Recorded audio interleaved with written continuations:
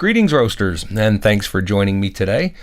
In the last edition of this Roasting with Roastmaster screencast series, we looked at events and how to enter them into a roast, either on a curve or on the roast timeline. And then we looked at how to extend that basic functionality to have these events auto-trigger based on temperature criteria in the context of a live roast, and how to save them to a curve template in a profile to have them automatically applied to future roasts. Now today, we're gonna break the trend a little bit. The last screencast ran really long. It was a lengthy one.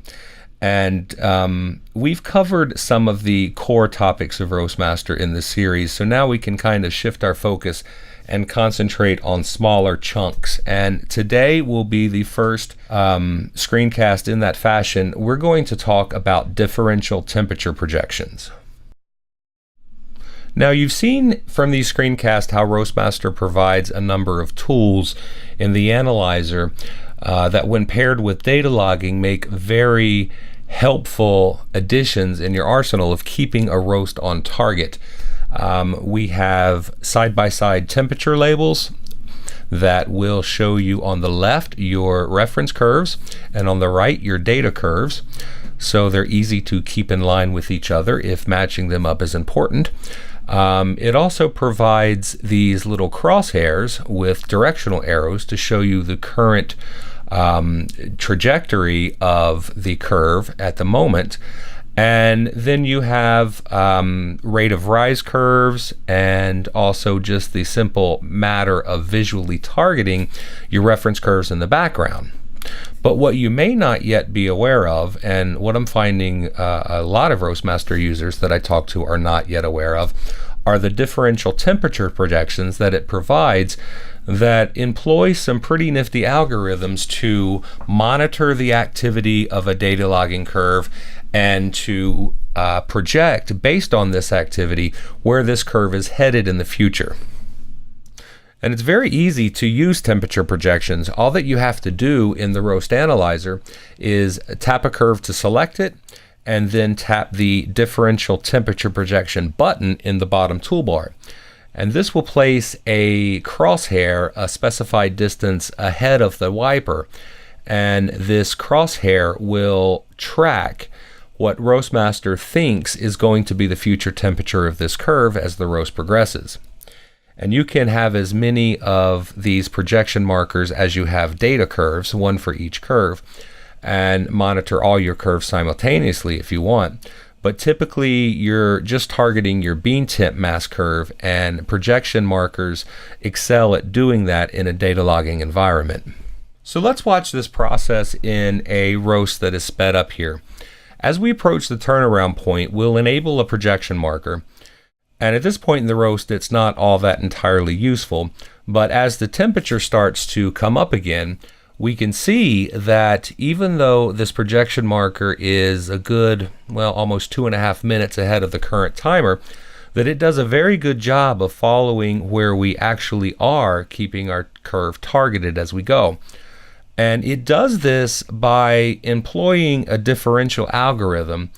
And you would assume that it looks at the node data that's being collected here with data logging, but that's not the case. In a data logging environment, or I should say an automatic data logging environment, Roastmaster keeps a cache of probe readings every half of a second. So what is happening is Roastmaster is looking at that cache data for a chunk of time prior to the current time of the roast. And it's figuring out the current energy of the curve and its current trajectory. Then it's going back past that time chunk to the previous time chunk and looking at the energy and trajectory of the curve there.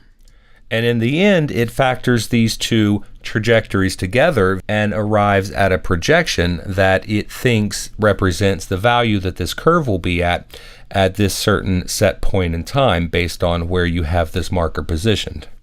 Now, this backtrace time that I'm talking about can be defined in preferences. So all we need to do is navigate to preferences and scroll down to where we see temperature projection, and here's the field probe sample time. So setting this here to a higher value will cause your temperature projections to be more stable. They won't jump around as much. Setting it to a lower value might mean they're more accurate, but they will jump around a lot more. And, you know, projection is not an exact science. These temperature projection markers definitely have their own personality, but they are extremely helpful and surprisingly accurate. Now, as promised, this is going to be a shorter screencast because there's really not a lot to talk about for these temperature projections, but I did feel they warranted their own individual screencast because, simply put, a lot of people don't know that they exist, and if they do, they may have been hesitant to try it.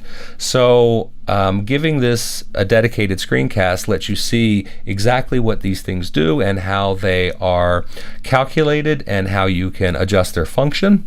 And I will leave you with this entire roast in a sped up segment here so that you can watch from start to finish how well these temperature projections stay locked to the reference curves of the roast. And keep in mind as this progresses that I'm jogging the damper to keep everything on target with my reference curves. So, you know, when you see the curves drift, that is me reacting to those temperature changes. But decide for yourself if temperature projections will be a good fit for your workflow. I'm certainly hoping that they will be, and that they will help you to keep your roast on target. And I want to thank you for joining me today. Hopefully this has inspired you to try out differential temperature projections in your own roasts. And please be sure to tune in for our next screencast, where we will, as always, try to help you get the most out of using Roastmaster.